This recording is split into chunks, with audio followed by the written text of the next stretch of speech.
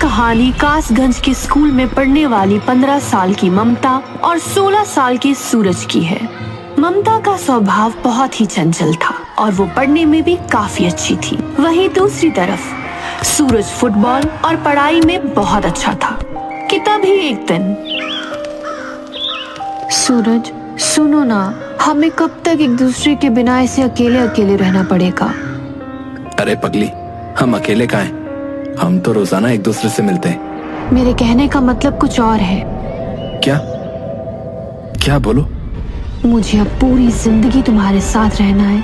अपने घर रह के थक गई हूँ।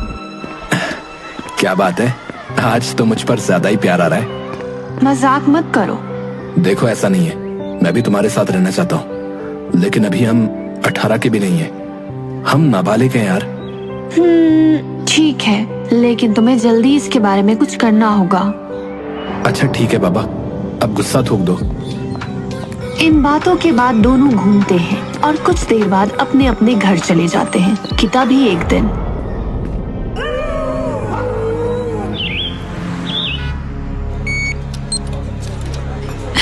सूरज, मुझे मेरे घर नहीं रहना, मुझे यहाँ से कहीं दूर ले चलो। तुम रोना बंद करो, मैं कुछ सोचता हूँ यार। ठीक है, चलो हम भाग चलते हैं। जाओ कपड़े पैक करो और रात को 11 बजे मुझे पोस्ट ऑफिस के पास मिलना, ठीक है? ठीक है, तुम जल्दी आना। दोनों अपने घर से भागने के लिए पूरी तैयारी के साथ निकलते हैं। हाँ, तुमने सब रख लिया ना? हाँ, चलो। दोनों चोरी छुपके शहर से बाहर निकलने की कोशिश कर रहे होते हैं कि तभी अचानक एक पुलिस की गाड़ी सामने आ जाती है। रुको रुको, आधी रात को तुम दोनों कहाँ जा रहे हो रे? कहीं नहीं सर, हम बस अपने घर जा रहे हैं। ज्यादा चालाकी दिखा रहा है? सही सही बता कहाँ जा रहा है इस लड़की को लेके? और शक्ल से तो तुम दोनों नाबालिग लगते हो। नहीं नहीं। हाँ सर, हम घर से भाग रहे थे क्योंकि हम दोनों एक दूसरे से शादी करना चाहते हैं। ये कोई शादी करने की उम्र है? लगाऊं क्या एक? चलो बैठो गाड़ी में। नहीं नहीं, मुझे जेल नहीं जाना। अरे डरो मत, जेल में नहीं डालूंगा। बच्चे हो इसलिए घर छोड़ देता हूँ, लेकिन आइंदा मैंने तुम्हें भागते हुए देखा तो जरूर जेल में डालूंगा, समझे? पुलिस वाला दोनों को बिठा के उनके घर छोड़ देता है। कुछ दिनों तक मामला शांत रहता है। दोनों के घर वालों ने उन्हें अलग कर दिया था, लेकिन चोरी से वे दोनों एक दूसरे से मिला करते थे। ऐसे मिलते मिलते उन्हें 5 साल हो गए। अब दोनों बड़े हो चुके हैं। दोनों एक दूसरे के प्यार में इतने पागल हैं कि कुछ भी कर सकते हैं। और अब सूरज मर्चेंट नेवी ऑफिसर भी है। सूरज अपनी छुट्टियों में ममता से मिलने आया। हेलो डार्लिंग, देखो मैं तुम्हारे लिए क्या लाया। क्या हुआ? तुमने कहा था जब हम बड़े हो जाएंगे तो एक दूसरे के साथ रहेंगे, लेकिन लगता है अब तुम मुझसे प्यार नहीं करते। ऐसे मत कहो, तुम बताओ मैं क्या करूं? मैं तुम्हारे लिए कुछ भी करूंगा। तो ठीक है, अपनी नौकरी छोड़ दो और चलो कहीं दूर भाग चलते हैं। ठीक है, लेकिन कुछ नहीं। अगर तुम आज रात सब छोड़ मेरे पास नहीं आए तो मेरा मरा हुआ मुंह देखोगे। उसी रात सूरज और ममता अपने अपने घरों से भाग जाते हैं और एक मंदिर में जाके शादी कर लेते हैं। और अगले ही दिन खुशी खुशी दोनों सूरज के माँ बाप से मिलने जाते हैं। देखो माँ, मैंने शादी कर ली। मैं आपकी बहू को साथ लाया हूँ। लल्ला, तूने क्या किया लल्ला? अब हम समाज में तो मुंह दिखाने के लायक ही नहीं रहे। तेरे पापा तो शर्म से ही मर जाएंगे। तभी वहां सूरज के पापा आ जाते हैं और ममता उनके पैर छूने को आगे बढ़ती है। ये सब क्या हो रहा है? ये लड़की कौन है? पापा, हम दोनों ने शादी कर ली है। सूरज के पापा को ये सुनकर झटका लगता है और वो अपने सीने को पकड़ के कहते हैं, शादी कर ली? चले जा मेरी नजरों के सामने से। आज से तू हमारे लिए मर गया समझा, और हम तेरे लिए चल जा यहाँ से। आप अपने आप को संभालिए, हमारे खून में खराबी है तो हम क्या कर सकते हैं। जाओ और जाके इसके पिंडदान की तैयारी करो। आज से हमारा बेटा मर गया। सूरज के दिल को चोट पहुंचती है, लेकिन वो ममता को लेके ममता के घर जाता है। पापा, मैंने शादी कर ली। नमस्ते पापा मम्मी, हमें आशीर्वाद दो। जब बच्चे हवा में उड़ जाते हैं तो उन्हें रोकना मुश्किल ही नहीं, नामुमकिन होता है। अरे आप भी ना, हमारी बच्ची बड़ी हो गई है और अब हमारी बेटी की कमी भी पूरी हो गई। सूरज और ममता अपने घर वालों से मिलने के बाद अपने किराए के घर में जाते हैं। दोनों हंसी खुशी अपने घर में रहते हैं, लेकिन असली दिक्कत अब शुरू होती है। इस शादी के चलते सूरज ने अपनी इतनी अच्छी नौकरी छोड़ दी। ये अच्छी जॉब है, मुझे इसके लिए अप्लाई करना चाहिए। हस्बैंड जी, क्या देख रहे हो? अरे मैडम जी, नौकरी तो चली गई, अब काम तो ढूंढना पड़ेगा ना। ठीक है, तुम ढूंढो, मैं तुम्हारे लिए चाय लेके आती हूँ। ममता चाय बनाने के लिए रसोई में जाती है। रसोई में एक खिड़की होती है, वहां से कुछ लड़के ममता को देख रहे होते हैं और जैसे ही ममता उन्हें देखती है, मन ही मन मुस्कुराकर इतराने लगती है।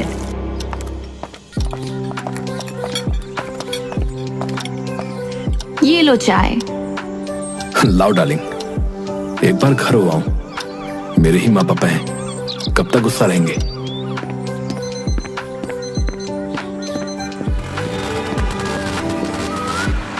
क्या भाई, क्या हाल? और ये खाना कहां से ला रहे हो? आदमी बिना कुछ बोले वहां से चले जाता है। बड़ा अजीब आदमी, बिना कुछ जवाब दिए ही चला गया। तभी सूरज अपने घर की ओर आगे बढ़ता है और देखता है कि उसके घर से धुआं उड़ रहा है। पापा। फिर सूरज की नजर उसकी तस्वीर पर पड़ती है, जिस पर फूलों का हार चढ़ा हुआ और उसके घर वाले उसका पिंडदान कर रहे हैं। ये देख उसके पैरों से जमीन खिसक जाती है और वो रोते हुए भाग जाता है। थोड़ी देर बस स्टॉप पर बैठने के बाद इंटरव्यू देने जाता है।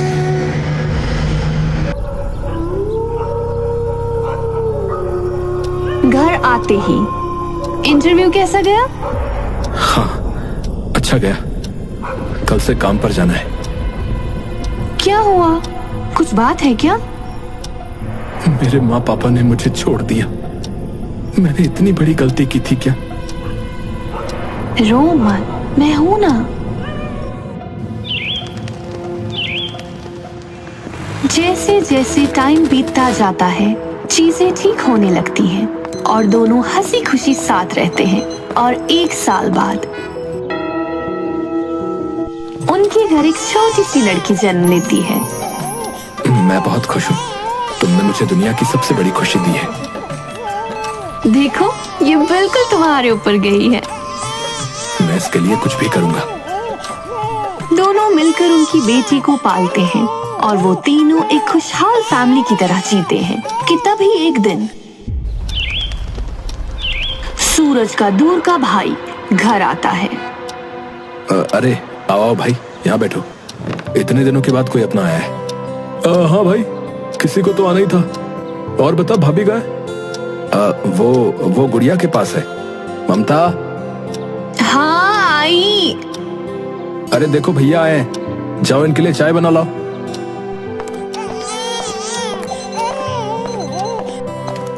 नमस्ते भाभी। नमस्ते, मैं अभी चाय लाती हूँ। और बताओ, आजकल क्या चल रहा है? कुछ नहीं भाई, कनाडा में एक बेकरी की शॉप पर काम मिला है, बस कुछ ही दिनों में वहां के लिए निकलना है। अच्छा, ये तो बहुत अच्छी बात है। अच्छा यार, क्या एक बात मैं पूछूं? हाँ हाँ बोल। भाई, अब गुड़िया भी है और पैसे की बहुत प्रॉब्लम होती है, तो क्या तू मेरी भी मदद कर सकता है क्या? अगर मुझे भी कनाडा में काम मिल गया तो अच्छा होगा यार। ठीक है, तो तैयारी कर, मैं पता करवाता हूँ।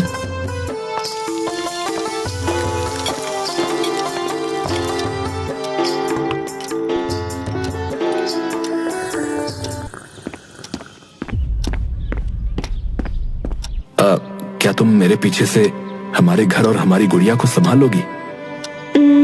मुश्किल है तुम्हारे बिना रहना, लेकिन काम है, जाना पड़ेगा। और तुम परेशान मत हो, मैं संभाल लूंगी।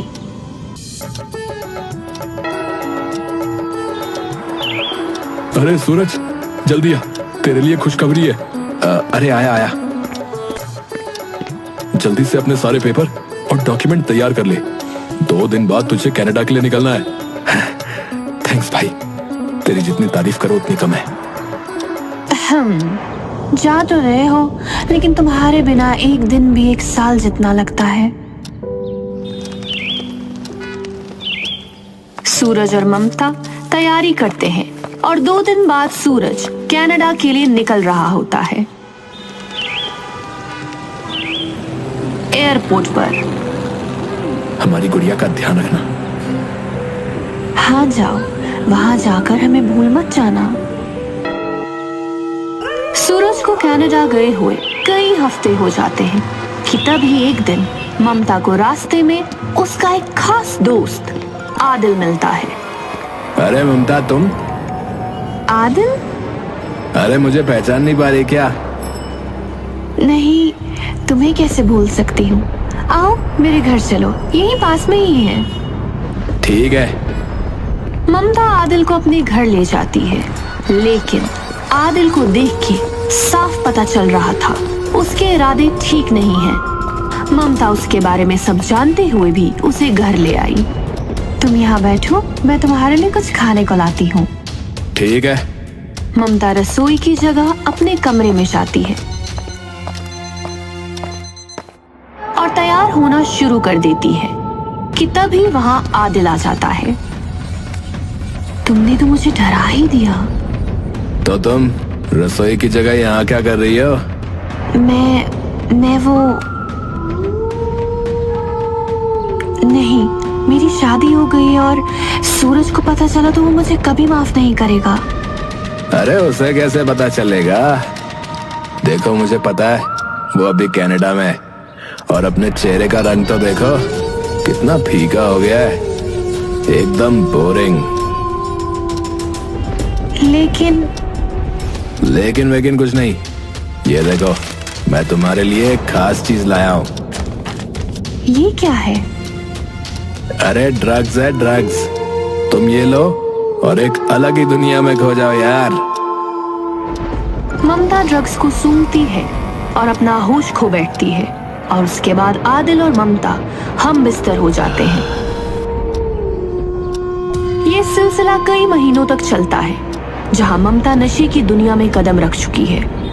तभी एक दिन ममता की माँ घर आती है और आदिल घर से निकल रहा होता है। आओ माँ। ये कौन है और तुमने अपनी क्या हालत बना रखी है? अरे माँ, कुछ नहीं, वो बस मेरा दोस्त है। तुमने ये नशे की आदत कब से लगा ली? और सूरज को ये सब पता चलेगा तो उसे कितना बुरा लगेगा। अरे माँ, तुम परेशान मत हो, उसे कुछ नहीं पता चलेगा।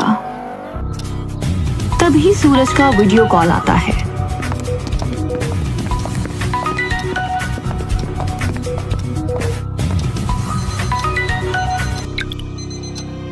हेलो मम्मी जी। कैसे हो बेटा? आप हमारे घर हो? हाँ, ये लो, ममता से बात करो। कैसे हो हस्बैंड? मैं ठीक हूँ, तुम्हें क्या हुआ है? ममता की माँ ममता से फोन छीन लेती है। अरे कुछ नहीं, बस नींद नहीं हुई है। ठीक है, आप ध्यान रखो। ममता और उसकी माँ को नहीं पता होता है कि सूरज कल की फ्लाइट से वापस आ रहा है। अगली सुबह सूरज ममता को सरप्राइज देने आता है। ममता दरवाजा खोलती है। सरप्राइज? तुम? मेरा मतलब है तुम यहाँ कैसे? अरे मैंने सोचा मेरी बीवी मुझे देख के खुश होगी, गले लगाएगी, लेकिन तुम्हारे तो होश उड़े हुए हैं। नहीं, ऐसा कुछ नहीं है। सूरज अंदर आता है और देखता है कि सामने टेबल पर सारे नशे का सामान रखा हुआ है। ये सब क्या है? तुम मेरी पीठ पीछे ये सब कर रही हो? ये सब मेरे दोस्त का है। वो इसे यहाँ गलती से भूल गया है। ठीक है, तुम कहती हो तो मान लिया, लेकिन गुड़िया कहाँ है? वो गुड़िया माँ के पास है। तुम फ्रेश हो जाओ, मैं कुछ खाने को बनाती हूँ। सूरज फ्रेश होने चला जाता है। ये सारी बातें उसके दिमाग में चल रही होती हैं और वो ममता पर भरोसा नहीं कर पा रहा था। मुझे मेरे प्रोजेक्ट के सिलसिले में थोड़ा काम है, मैं आता हूँ। लेकिन तुम तो अभी आए हो। हाँ, लेकिन काम है, थोड़ी देर में आता हूँ। ममता ने इस बात का फायदा उठाया और आदिल को बुला लिया। Hello baby. जल्दी अंदर आओ और सामान दो, मुझसे रहा नहीं जा रहा। अरे इतनी भी क्या जल्दी है? आदिल ममता दोनों नशे करते हैं और संबंध बनाते हैं। तभी अचानक सूरज दरवाजे पर दस्तक देता है। अरे ममता, जल्दी दरवाजा खोलो, मैं अपना फोन तो यहीं भूल गया। ममता डरते डरते दरवाजा खोलती है। अरे जल्दी हटो यार, लेट हो रहा है। तभी सूरज आदिल को उनके बिस्तर पर सोए देख लेता है। ये देखते ही उसके पैरों के नीचे से जमीन खिसक जाती है। ये कौन है? और ये हमारे बिस्तर पर? छी! मेरी बात सुनो, मैं तुम्हें समझाती हूँ। तुम मुझे क्या समझाओगी? मैंने तुमसे इतना प्यार किया और तुम्हारे लिए सब कुछ छोड़ भी दिया, और तुमने मेरे ही साथ धोखा किया। ए देख भाई, तू ठहरा परदेस, तो किसी को तो तेरी कमी पूरी करनी ही थी ना बे। ये बात सुनते ही सूरज और आदिल के बीच हाथापाई हो जाती है और आदिल मौका देख भाग निकलता है। उसके बाद देखो, मैं तुमसे इतना प्यार करता हूं, तुम्हारे बिना नहीं रह सकता, इसलिए मैं तुम्हें एक और मौका दूंगा, लेकिन तुम्हें नशा छोड़ना होगा। नहीं नहीं नहीं, मैं पागल हो जाऊंगी। अरे संभालो अपने आप को। इस घटना के बाद सूरज ने ममता को समझाने की बहुत कोशिश की, लेकिन ममता नशे की दुनिया में बहुत आगे निकल चुकी थी। वो चोरी छुपे जाकर आदिल से मिलती और उसके साथ नशे करती। सूरज ने उसे समझाने की बहुत कोशिश की, लेकिन वो नहीं मानी। तो आखिर में आकर सूरज ने ममता से तलाक लेने का फैसला किया। अरे अपने पति को तलाक लेने से रोक, क्योंकि अगर उसने तुझे तलाक दे दिया तो पैसे कहां से आएंगे? अरे मुझे भी अब उसके साथ नहीं रहना है। तलाक के बाद हम दोनों शादी कर लेंगे। आदिल इस बात से खुश नहीं था, लेकिन उसने कुछ नहीं कहा। एक दिन, ममता प्लीज तुम वापस आ जाओ, तुम जो बोलोगी वो करूंगा। अपनी बच्ची के लिए आ जाओ। नहीं, मुझे तुम्हारे साथ नहीं रहना। एक बार अपनी बच्ची की तरफ तो देखो। ममता सूरज की एक नहीं सुनती और आदिल के पास चली जाती है। मुझे लगता है हमें सूरज को ठिकाने लगाना पड़ेगा। ये जीते जीना तुम्हें जीने नहीं देगा। मुझे भी यही लगता है, और ड्रग्स भी नहीं लेने देता। लेकिन हम ये करेंगे कैसे? मेरे पास एक प्लान है, सुनो। ठीक है। अगले दिन ममता मेडिकल स्टोर जाती है और चूहे मारने की दवाई खरीदती है। बर्तन वाले से कसाई वाला चाकू लेती है और वहीं दूसरी ओर आदिल एक नीला ड्रम खरीदता है। सारी तैयारी हो गई? हाँ, आगे का काम तुम्हें पता है ना। हाँ, वो सब तुम मुझ पर छोड़ दो। ममता सूरज के पास जाती है और उसे मनाती है और उसके लिए खाना बनाती है। थैंक्स ममता। सूरज खाना बहुत चाव से खाता है, लेकिन बेचारा इस बात से अनजान था कि ममता ने उसके खाने में जहर मिला रखा है और आगे चल के उसके साथ क्या होने वाला है। सूरज ने दम तोड़ दिया था। वहीं दूसरी ओर ममता और आदिल ने एक नई वारदात को अंजाम देने की तैयारी कर रखी थी। क्या तुम तैयार हो? हाँ। ये लो चाकू और इसके शरीर के टुकड़े टुकड़े कर दो। ममता ने सूरज के जिस्म के टुकड़े टुकड़े कर दिए और ये करते वक्त ममता के हाथ भी नहीं कांपे। उसने एक पल को भी अपने प्यार और उस बच्ची के बारे में नहीं सोचा। सूरज के शरीर के टुकड़ों को आदिल ने उस नीले ड्रम में डाला और ऊपर से सीमेंट गोल के डाल दिया। उस कमरे में चारों ओर खून ही खून था। हाँ, जब प्यार किया तो डरना क्या। ममता सारे सबूत मिटाकर अपने आसपास के पड़ोसियों को जा जा के बताती है कि वो और सूरज कुछ दिनों के लिए घूमने जा रहे हैं। उसके बाद आदिल और ममता हिमाचल, कसोल और मनाली घूमने निकल जाते हैं। जब ये दोनों घूम के आते हैं तो ममता को अपनी गलती का एहसास होता है। पापा, मुझसे बहुत बड़ी गलती हो गई है। बेटा शांत हो जा, बता आखिर बात क्या है। वो बेटा बोल, घबरा मत। माँ, वो मुझसे सूरज का खून हो गया है।